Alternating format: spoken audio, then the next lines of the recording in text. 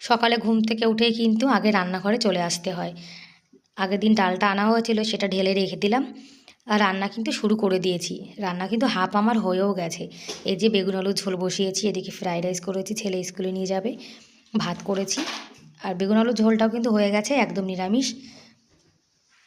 আর ছেলেকে যেটা দেবো সেটা কিন্তু এই যে থালায় ঢেলে রেখেছি, ঠান্ডা হলে তারপরে দিয়ে দেবো। আজকে বানাবো সকালে বাজার রুটি আর কারি, এটা আমরা সকালে খাবো। আর ছেলেকে এই যে ফ্রাইড রাইস দিয়ে দিচ্ছি, এটা মানে লাঞ্চে নিয়ে যাবে। বেগুন আলু ঝোল দিয়ে ভাত খেয়ে গেছে। আর গোপাল সোনাকে সেবা দিয়ে দিলাম। তারপরে চলে এসেছি আমার জন্য চা বানাতে। 1 কাপ বানিয়েছি শুধুমাত্র আমার জন্য। তারপরে এখন ঘরটা গুছিয়ে নিচ্ছি।